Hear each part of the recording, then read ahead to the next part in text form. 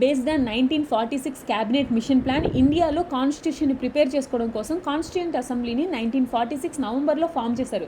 దీంట్లో టోటల్గా 389 సీట్స్ ఉన్నాయి. ఈ 389లో ఓన్లీ 296 మాత్రమే బ్రిటిష్ ఇండియన్ ప్రావిన్సెస్ నుంచి అండ్ 93 ప్రిన్స్లీ స్టేట్స్ నుంచి. ఈ ప్రిన్స్లీ స్టేట్స్లో ఉన్నవి ఎలక్షన్స్లో పార్టిసిపేట్ చేయలేదు. ఓన్లీ 296 బ్రిటిష్ ఇండియన్ ప్రావిన్సెస్ మాత్రమే ఎలక్షన్స్లో పార్టిసిపేట్ చేశాయి. ఈ 296లో 208 సీట్స్ని కాంగ్రెస్ గెలుచుకుంది. అలానే 73 సీట్స్ని Muslim League and 15 independent parties గెలుచుకున్నాయి. డిసెంబర్ 9, 1946న కాన్స్టిట్యూయెంట్ అసెంబ్లీ ఫస్ట్ సెషన్ జరిగింది. దీనికి చైర్మన్గా వ్యవహరించింది అందరికంటే పెద్ద ఏజ్ ఉన్న Satyendranath Sinha. And next December 11న పర్మనెంట్ చైర్మన్ అయిన డాక్టర్ బాబు రాజేంద్ర ప్రసాద్ ఎన్నుకున్నారు. ఈ సమావేశాన్ని పాకిస్తాన్ డిమాండ్ చేస్తూ ముస్లిం లీగ్ పార్టీ బాయ్కాట్ చేసింది. డిసెంబర్ 13, 1946న నెహ్రూ గారు కాన్స్టిట్యూషన్ని ప్రిపేర్ చేసుకోవడం కోసం కావాల్సిన ఆబ్జెక్టివ్ రెజల్యూషన్ని ఇంట్రడ్యూస్ చేశారు. దీన్ని అడాప్ట్ చేసుకుంది జనవరి 20